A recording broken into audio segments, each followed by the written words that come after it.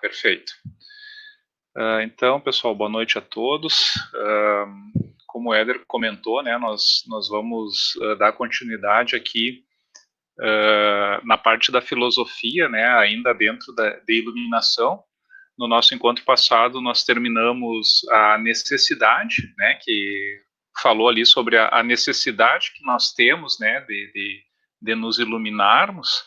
A gente viu muita questão de que não basta crer, mas que é necessário buscar essa auto-iluminação, não é? Ou seja, colocar em prática tudo aquilo que a gente estuda, né? E agora a gente vai falar sobre a necessidade do trabalho, né? A necessidade do trabalho para a nossa auto-iluminação. Então agora as questões aí vão estar relacionadas com a necessidade do trabalho. Tá? A gente vai passar aqui. Agora sim. Começando então, pessoal, nessa parte, na questão 225, tá? E a gente já começa com uma questão bem direta e bem ampla, não é? Que seria, se a gente for interpretar bem essa questão, né, que é feita por Emmanuel, como entender a salvação da alma e como consegui-la, né? Ou seja, como que a gente pode entender como salvação da alma nosso processo, né, de melhoramento, vencer as más tendências, não é? Como que a gente pode conseguir esse objetivo, não é? E Emmanuel responde, né, que dentro das claridades espirituais que o Consolador vem espalhando nos bastidores religiosos e filosóficos do mundo, temos de traduzir o conceito de salvação por iluminação de si mesmo, a caminho das mais elevadas aquisições e realizações do infinito, no infinito. Então a gente vê que a questão da salvação, ela passa pela iluminação, não é? Mas quando ele comenta que ela é de si mesma, quer dizer que nós temos que trabalhar a nossa própria iluminação, não é? Não é esperar que venha de fora para dentro, mas ela tem que surgir de dentro para fora. Tá?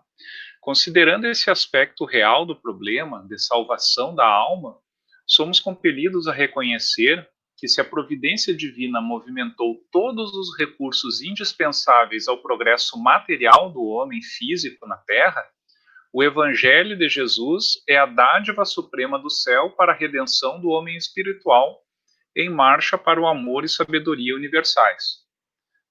Então aqui ele comenta, não é, que a providência divina, ela nos colocou todos os recursos para a gente atingir o nosso progresso material, não é? Desde da alimentação, do abrigo e toda a tecnologia que a gente conseguiu desenvolver até hoje, não é, que vai estar muito relacionada com o nosso desenvolvimento intelectual, mas que o evangelho, né, seria a dádiva suprema do céu para a redenção do homem espiritual. Ou seja, é a partir, através do evangelho, que a gente tem esse processo de salvação da alma, não é? Como é colocado. Porque Jesus é o modelo supremo. Né? Então, isso aí a gente já trabalhou também em algumas questões anteriores, não é? Está na questão 625 do Livro dos Espíritos, né? O modelo mais perfeito que nós temos para seguir, não é? Jesus. O Evangelho é o roteiro para a ascensão de todos os espíritos em luta, o aprendizado na Terra para os planos superiores do ilimitado. De sua aplicação decorre a luz do Espírito. No turbilhão das tarefas de cada dia, lembrai a afirmativa do Senhor: eu sou o caminho, a verdade e a vida. Se vos cercam as tentações de autoridade e poder, de fortuna e inteligência, recordai ainda as suas palavras: ninguém pode ir ao Pai senão por mim. E se vos sentis tocados pelo sopro frio da adversidade e da dor, se estáis sobrecarregados de trabalhos no mundo, buscai ouvi-los sempre no imo da alma. Quem deseja encontrar o reino de Deus, tome a sua cruz e siga os meus passos. Não é? Todas, vamos dizer, frases retiradas do Evangelho, não é, que são colocadas aqui para nós como como esse guia, não é? Antes da gente começar a trabalhar essa questão, eu gostaria de saber se alguém gostaria de comentar essa, essa colocação de Emmanuel, não é? Essa resposta de Emmanuel. Eu só queria lembrar, Marco, de nós não esquecermos o lema ou a frase máxima do Espiritismo, né? Fora da caridade não há salvação. Então, eu diria, fora da caridade não há iluminação, né? E a caridade verdadeira, ela passa pela exemplificação em nós do Cristo que já tem dentro de cada um de nós. Então, aquela frase máxima da doutrina espírita, ela se encaixa dentro desse conceito, né, de que salvação seria a mesma coisa que iluminação, né? Então, ninguém vai conseguir fazer a verdadeira caridade, né, se não tiver iluminado, né? Assim mesmo, né? Vou começar a construir o reino de paz, de justiça, de amor dentro do coração, ok? Beleza. Eu vou até dar uma interrompida no compartilhamento aqui, pessoal, que eu queria trabalhar um pouco essa resposta, não é? Que muitas das respostas que a gente tem recebido agora nas últimas questões do Consolador, elas estão relacionadas ao Evangelho, não é? Só que assim, eu estava fazendo uma autocrítica e uma análise, né, de todas as vezes que a gente fala sobre Evangelho, tá? E assim, ó, a gente começou até aqui em casa, no próprio Evangelho no Lar, a gente está trabalhando o Evangelho mesmo, né? Tá repassando lá desde do começo. E se a gente for pensar, se for analisar agora que a gente está estudando mesmo o Evangelho, eu fiz a minha autocrítica, que é uma coisa, ele é extremamente difícil da gente interpretar sozinhos, com o conhecimento que a gente tem, tá? Então, isso por que eu falo? Porque nós temos vários grupos espíritas no Brasil, não é? E o Boa Nova se inclui dentre esses grupos, não é? Onde se está fazendo um estudo minucioso do Evangelho, tá? E o que esse estudo minucioso traz, pessoal? Quando a gente vai interpretar as passagens, os textos, é tudo muito rico de detalhes que a gente não tem, eu pelo menos não tenho conhecimento para poder aplicar num dia a dia, não é? A gente vê que tem muitas questões locais, não é? Ou seja, se escrevia muito relacionado com aquele local naquela época. Tem muitas questões linguísticas do Evangelho, ou seja, de traduções que houveram do grego, do hebraico, não é? Que algumas coisas se perderam ou foram mal interpretadas, tá? Tem relações históricas com os povos, não é? Quem eram os fariseus, quem eram comércios, atividades econômicas, as moedas da época. Então, se a gente for pensar nessa resposta de Emmanuel e simplesmente abrir o Evangelho, não é? E a gente querer interpretar por nós mesmos, eu digo assim, ó, eu pelo menos eu não tenho capacidade de tirar tudo aquilo que ele nos traz, ele me traz, pelo menos, tá? Então, aí que entra, a meu ver, a questão do trabalho, do esforço pessoal de cada um, tá? Porque assim, ó, se a gente for pensar historicamente, não é, como que o evangelho sempre foi transmitido, digamos, para a multidão, não é? Ou seja, como que ele chega a todas as pessoas? Sempre houveram intermediários, não é? Os primeiros intermediários foram os discípulos, não é?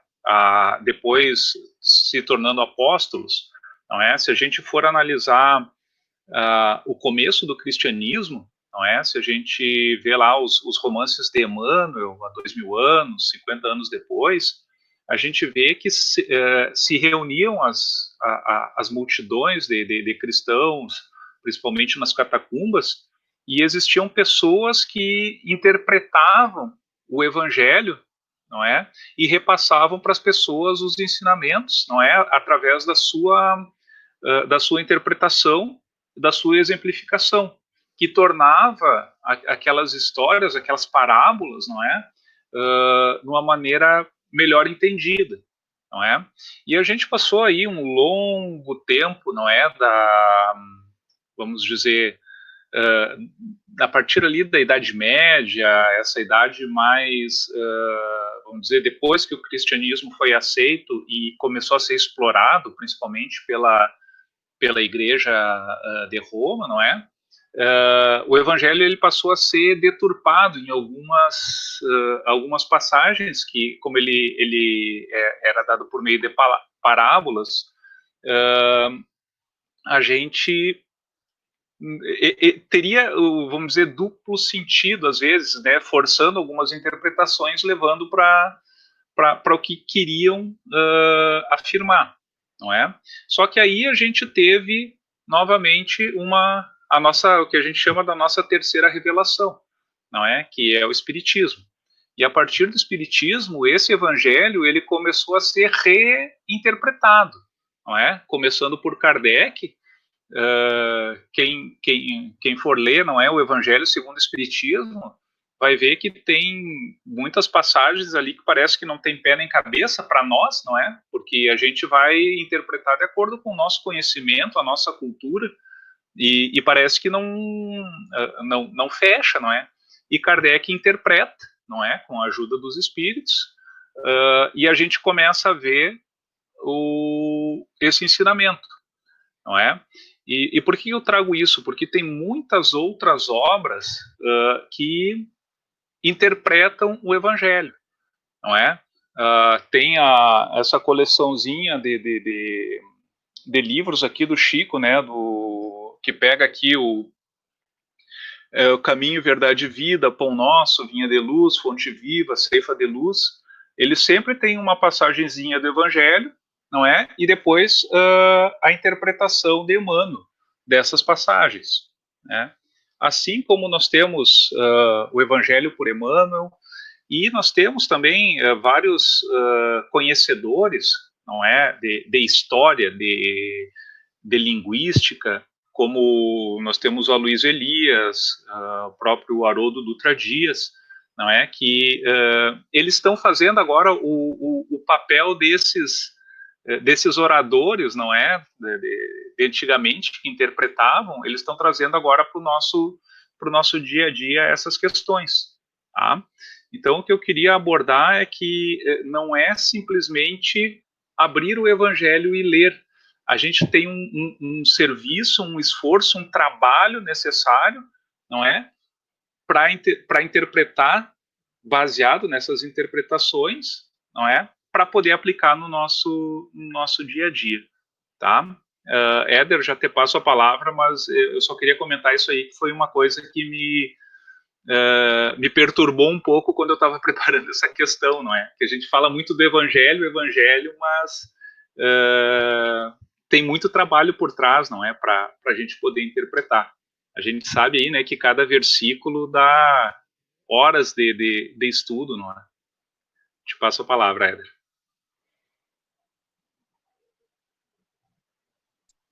Muito oportuno, Marco, a tua fala, e tá tudo certo mesmo, como tu falou.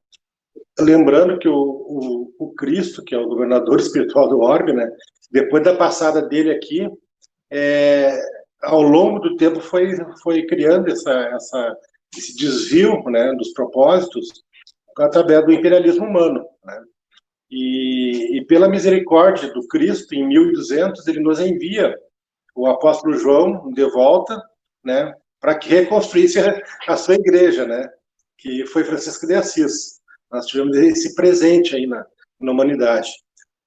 Francisco de Assis fez a missão dele para tentar esclarecer, né, e voltar à igreja para o seu verdadeiro sentido, né? O evangelho no seu verdadeiro propósito, né? Como que se não bastasse, né? Ele mandou depois o Cristo, né? Lutero fazer a reforma, né? A tal de reforma protestante lá em 1500. E a ideia, o que Lutero queria era que nós voltássemos, né? A ler o Evangelho pelo Evangelho mesmo. E depois veio, né, um pouco mais tarde, como se não bastasse ainda, né, mandou Kardec. Bom, agora tu vai lá e discutir a terceira revelação para que a gente pudesse aprender a estudar o Evangelho. E eu costumo dizer, Marco, e eu disse isso para o Haroldo, disse isso para o Aloysio, para todos os que estão à frente desse estudo minucioso, né, que para mim, né, tem o Espiritismo antes do estudo do Evangelho, da forma minuciosa, e tem o Espiritismo depois desse estudo, né? Então, realmente, Marcos, sem nós estudarmos de forma criteriosa, aproveitar essa série do Emmanuel que estuda versículo a versículo e tantas outras obras, né? A gente vai encontrar maior dificuldade. Então, sempre que der, a gente que está estudando já há mais tempo, o Evangelho minucioso, agora a Cris com mais profundidade aí, sempre que puder, a gente vai estar recorrendo nos grupos de estudo, né, a Lucy, a Sheila, tu mesmo que está estudando, levar um pouquinho do estudo do Evangelho para todos os grupos de estudo, né, de forma com que a gente possa compartilhar o que a gente já sabe, um pouquinho, que é pouquinho, mas já tem, né, para poder distribuir com o pessoal. Então é muito importante que cada um faça também o seu esforço próprio, né, através dessas obras maravilhosas. Eu fico muito espantado, às vezes, com pessoas que procuram sempre livros novos, né, e tem tanta obra que a gente nem leu ainda, né.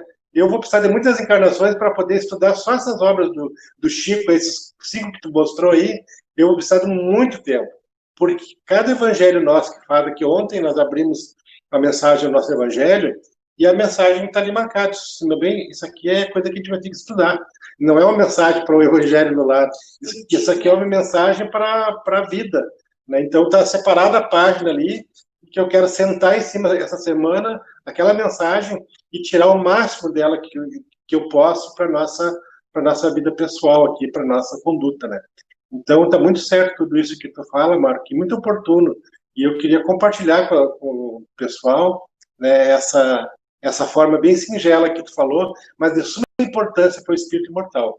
Porque não é a primeira vez que nós estamos frente a frente com o Evangelho. A diferença agora é que a gente já sabe como fazer, já sabe como estudar, e o Boa Nova, né, é um dos precursores aqui no Estado.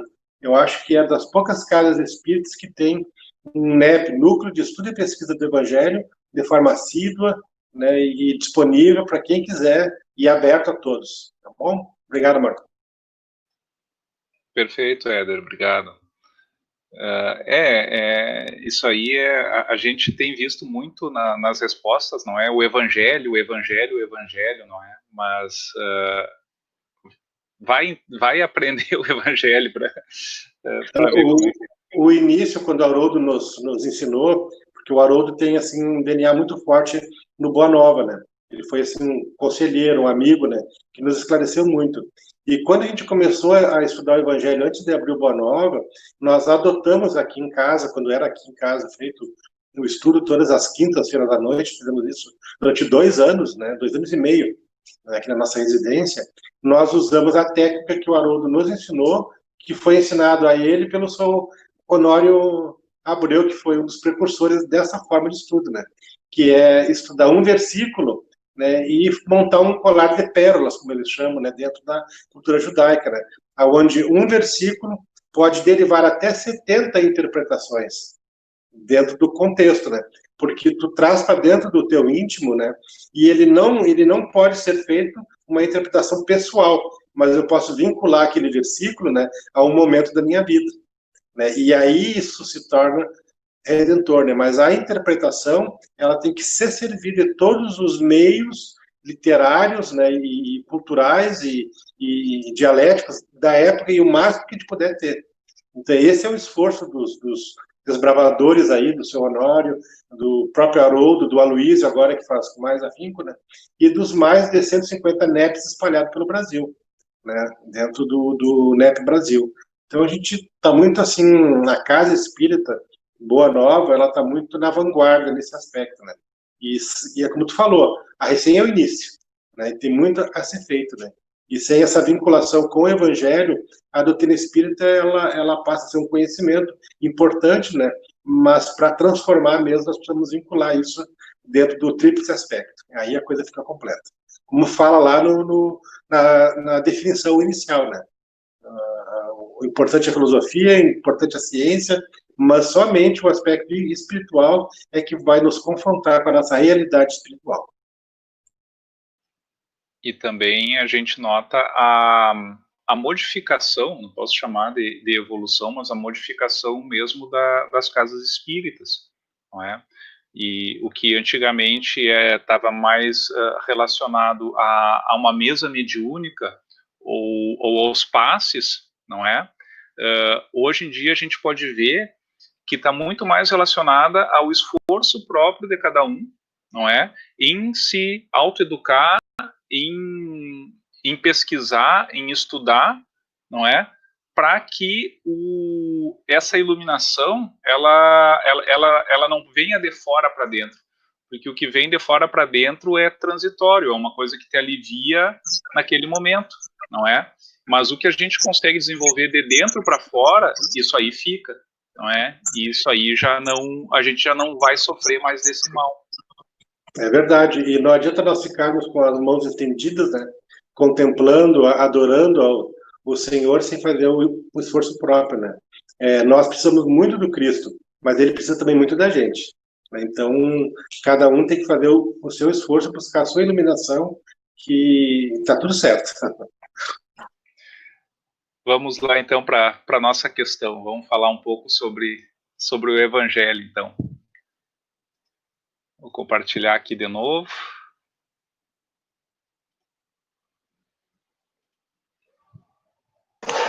Marco, eu só queria rapidinho, assim, que eu me recordei até de uma palestra do Haroldo, que ele, né, fala que o Cristo é o único que manipula, né, o fluido vital, que é capaz de, né, regenerar cegos, leprosos, né, repor a orelha cortada pela espada, né, e aí ele faz um questionamento, né, que ainda tem pessoas, né, tem ainda encarnados que ficam imaginando que é possível viver sem a presença contínua dele, né.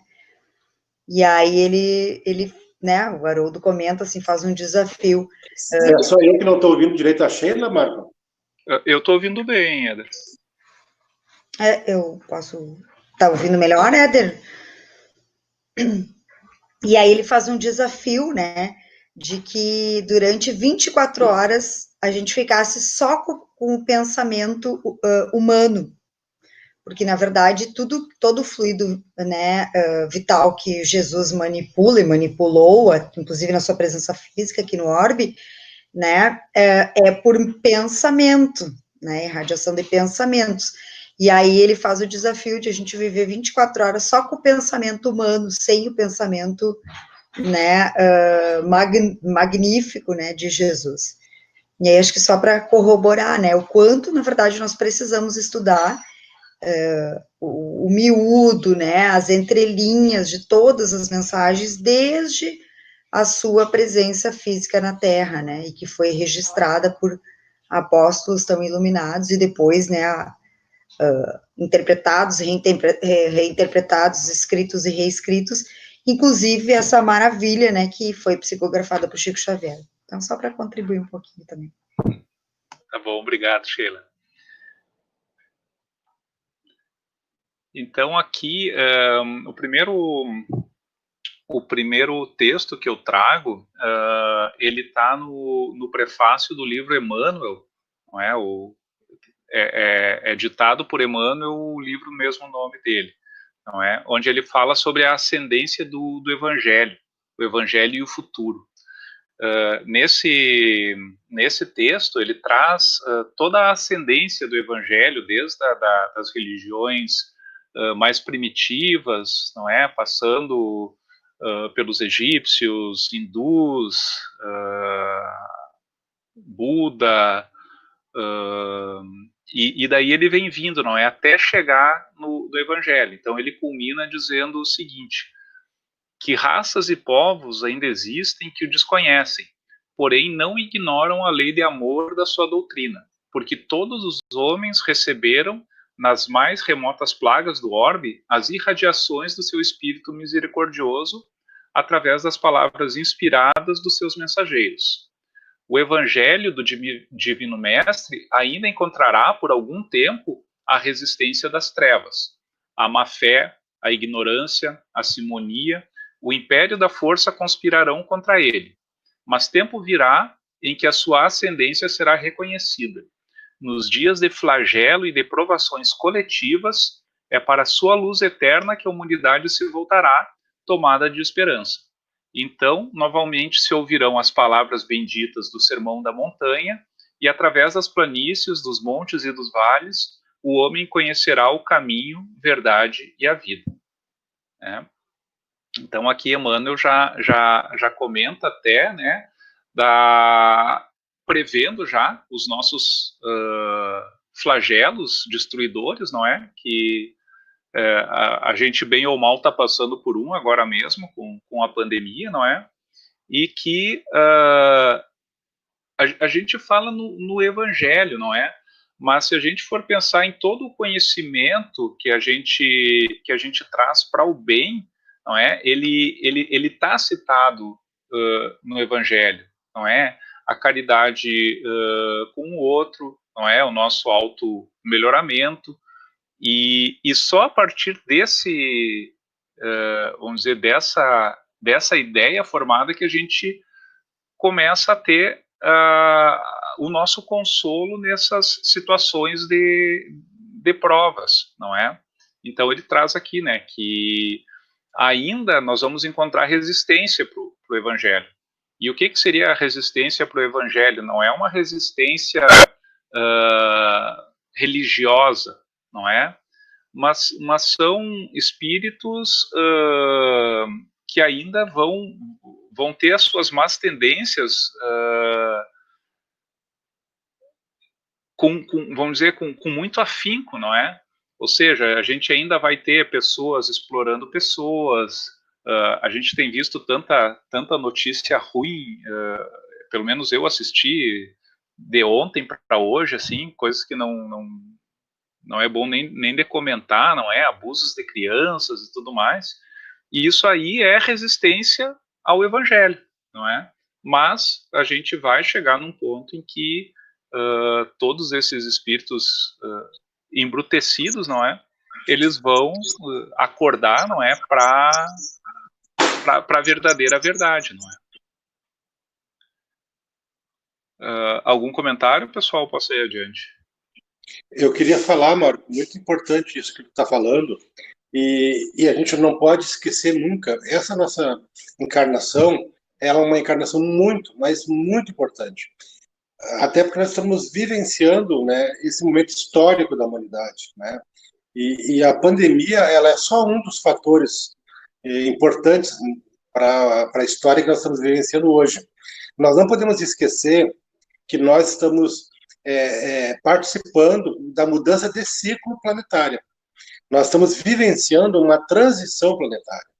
A Terra está em transição, está deixando o mundo de provas e expiações para um mundo regenerador. Isso está ali no Evangelho, que a gente, querendo ou não, isso vai acontecer.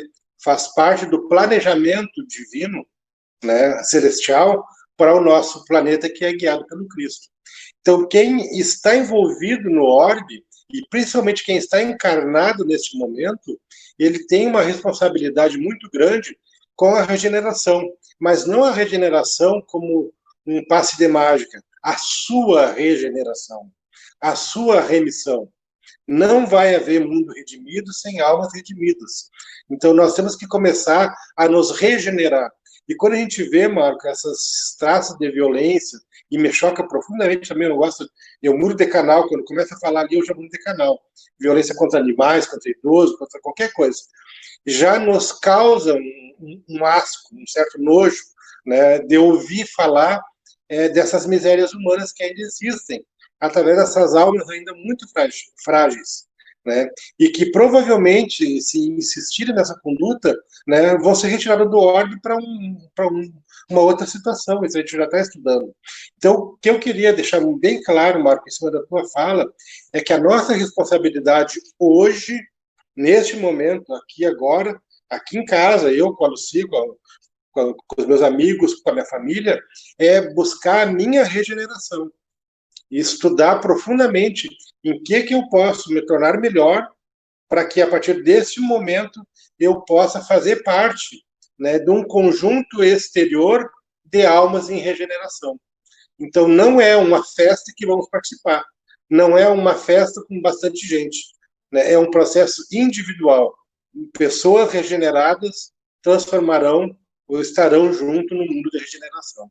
Mas este momento agora é de transição, tem que transitar por nós esse desejo profundo de acertar o passo.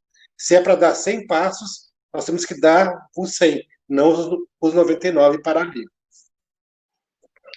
A Rosane quer comentar?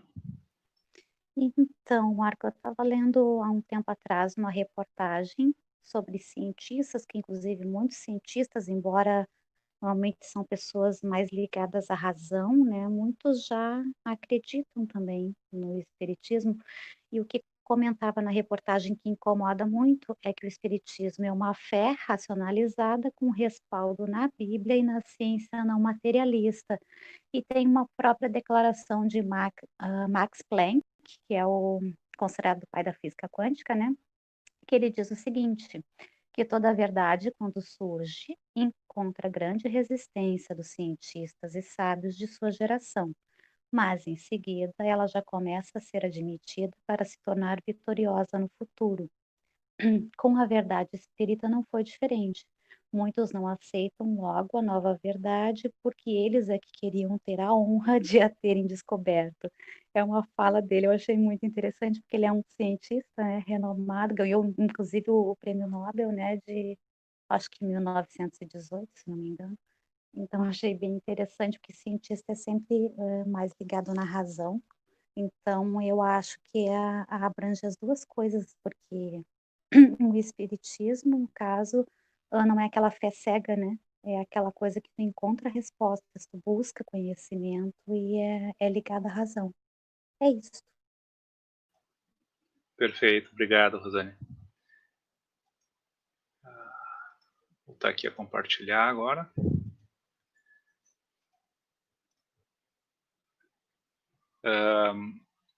O segundo texto que eu trago aqui é do livro Luz Acima, né, ditado pelo Espírito Irmão X, onde se comenta a respeito da escritura do Evangelho. Não é? É uma reunião de Jesus com os discípulos, não é? Onde eles começam a fazer vários questionamentos a Jesus, né, a respeito vamos dizer, da sua missão, não é? E ele vai respondendo um por um, até que chega o ponto que eu separei aqui, foi quando Levi questionou Jesus, não é? Porque Levi, né, homem prático e habituado à estatística, observou o prudente, não é? Ele perguntou para Jesus, não é? A respeito de documentos que eles se embasariam para a sua doutrina, não é? Então ele comenta que o fariseu lê o Torá, baseando-se nas suas instruções. O saduceu possui rolos preciosos a que recorre na propaganda dos princípios que abraça. O gentil, sustentando as suas escolas, conta com milhares de pergaminhos, arquivando pensamentos e convicções dos filósofos gregos e persas, egípcios e romanos. E nós, a que documentos recorreremos? Que material mobilizaremos para ensinar em nome do Pai sábio e misericordioso? Ele quer saber o que eles usariam, não é, em termos de bibliografia, não é?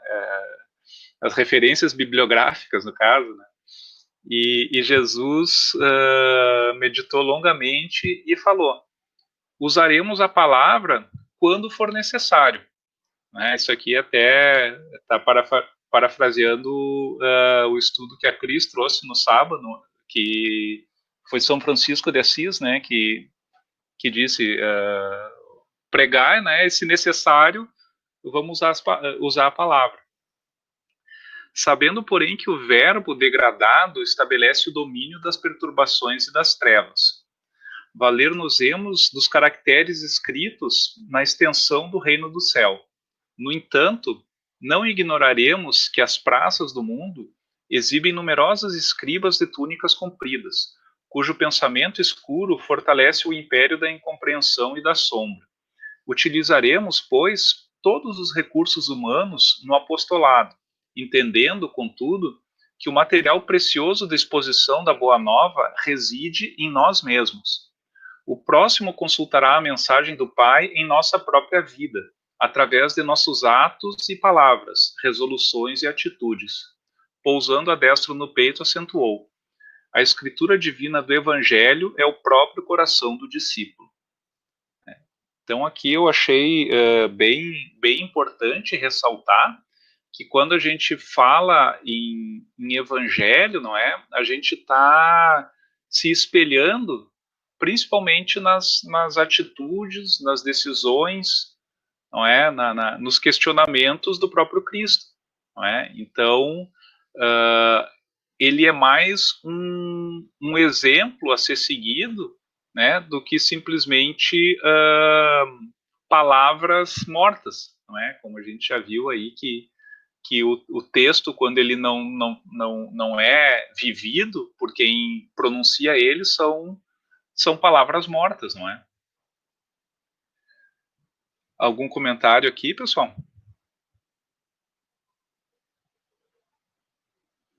Então, eu vou adiante, eu tenho mais um texto aqui só a respeito ainda do Evangelho, tá? Que está no livro Crônicas de Além Túmulo, que é também a psicografia de Chico Xavier pelo espírito Humberto de Campos. Esse texto é a maior mensagem. Então, aqui, Humberto de Campos, ele está citando, não é? Que há uma espécie de uma reunião, vamos dizer assim, uma reunião virtual, como a que nós estamos tendo aqui, um Jitsi do além, não é? Com espíritos de alto, vamos dizer, uma alta envergadura, não é? E ele cita essa reunião em que eles estavam tendo, comentando as grandes conquistas da humanidade, não é? Então, ele comenta que começa a falar sobre os avanços da indústria e tudo que eles já atingiram no campo atômico e tudo mais, e daí outro fala sobre as conquistas políticas, outro fala sobre as conquistas de Freud, tudo mais, não é? E ele diz que ele fica até meio constrangido, assim, porque ele, na pátria do Evangelho, ele não tinha muito o que comentar em termos dessas conquistas, não é? Mas ele fica ali observando. Só que ele diz, assim, que quando a palestra atingia o fim do seu curso, uma voz cuja origem não poderíamos determinar exclamou em nosso meio com melancólica imponência: todas as conquistas e todas as comodidades da civilização terrestre da atualidade são questões secundárias nos ciclos eternos da vida. A mão invisível e poderosa que destruiu o orgulho impenitente de Babilônia e de Persépolis, que aniquilou os poderes de Roma e de Cartago, pode reduzir o mundo ocidental a um punhado de cinzas. Não é? Ele citou como é transitório essas nossas conquistas que a gente se vangloria tanto, não é? As plataformas políticas, os laboratórios científicos, os diplomas de novos conhecimentos são segundos valores em todos os caminhos evolutivos, porque sem o amor, que é a fraternidade universal, todas as portas da evolução estarão fechadas. pode Einstein devassar novos segredos na teoria das relatividades. Sigmund Freud poderá descobrir novas causas dos padecimentos humanos com a perseverança e a paciência de suas análises. A tecnologia pode modificar visceralmente a estrutura das indústrias do planeta.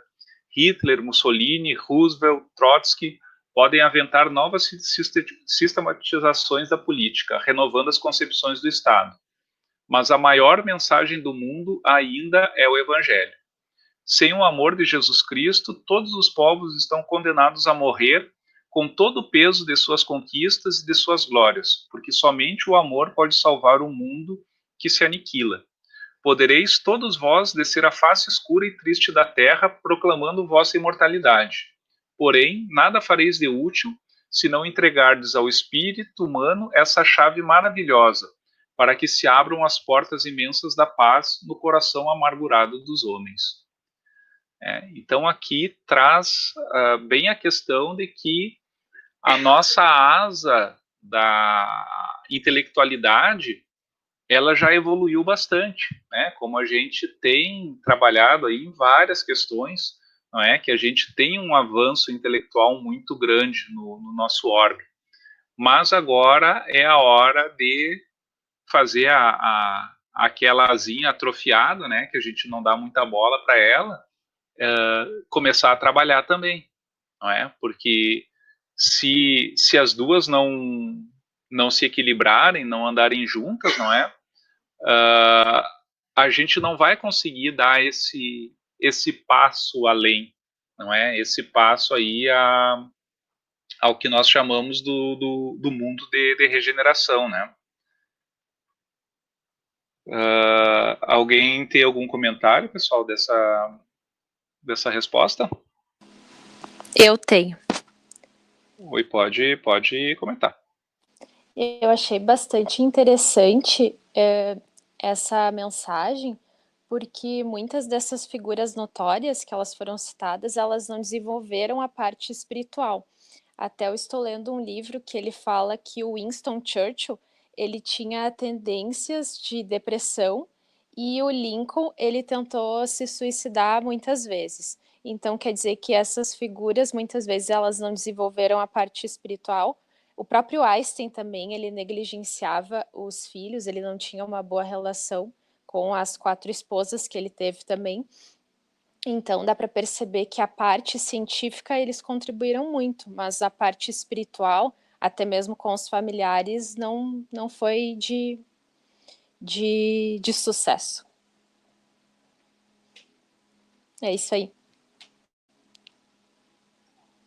Obrigado, Rafa. E é justamente aí que Humberto de Campos vem nos chamar a atenção, não é? Que a gente se vangloria muito, não é, dessas questões de avanços tecnológicos. E ele não veio ali, esse espírito que veio trazer essa comunicação, ele não veio trazer para a multidão, não é? Ele estava pegando ali espíritos de alto escalão, vamos dizer, não é? Que já contribuíram muito vamos dizer, na nossa conquista, no nosso desenvolvimento material, não é? E daí ele traz, não é, que sem, novamente, o evangelho, não é? Ou seja, a gente tem que interpretar que, novamente aqui, voltando agora lá no começo da nossa conversa, não é? O que é o evangelho, não é? Então, ele traz muitas questões, não é, relacionadas a esse desenvolvimento moral, não é? Porque a parte material a gente está sabendo resolver bem, não é? Até a própria lei do trabalho, não é? Que é o que a gente está trabalhando hoje, no caso, né? O trabalho necessário para a iluminação. E no Livro dos Espíritos, Kardec pergunta qual é a necessidade do trabalho, não é? Por que a gente precisa trabalhar? E daí os Espíritos, né, nessa sequência de respostas, eles colocam que a nossa própria necessidade de conforto conforto material mesmo, nos impulsiona a desenvolver, não é, a trabalhar mais, a desenvolver materialmente, né? Mas a gente está começando a se dar conta que não é só o material que nos fere, não é só o material que nos machuca, não é só a fome, não é só a dor, não é física. A gente tem uma dor, uma aflição que ela não é explicada por uma questão nervosa, ou muitas vezes por uma questão psiquiátrica ou psicológica. É uma dor que só o nosso melhoramento moral vai conseguir diminuir, vai conseguir abafar, vai conseguir transformar essa dor num aprendizado, não é? Para que a gente consiga acabar repassando isso para adiante, não é? Então, aí que entra a questão do evangelho, não é? Que nada mais é do que o exemplo, né, que Jesus nos passou durante a existência dele conosco, né, de como a gente lidar nas mais diversas situações, né? E o texto ele é tão amplo que dá margem a várias interpretações, não é? Como o Éder comentou ali, a gente pode tirar 70 interpretações do mesmo versículo, não é? Que ele é usado para diversas situações que a gente estiver enfrentando, né?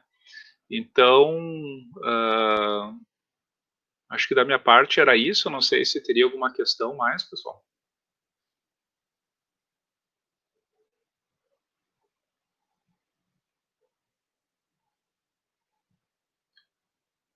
Então, agradeço aí a atenção de todos. Nossa, deu uma questão. A Lucy está dizendo aqui que deu só uma questão, Marco, hoje. Eu estava preparada para a segunda que vem eu participo mais. Peço desculpas, mas foi meio demoradinho. Muito bom, Marco. Muito obrigado aí. Foi bem importante, muito profundo as colocações e fica a dica, né, para a gente tentar.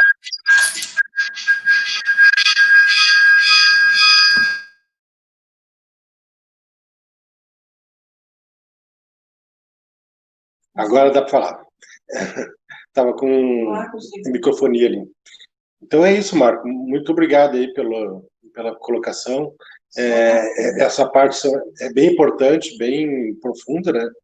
E a gente vai continuar na próxima segunda-feira, né?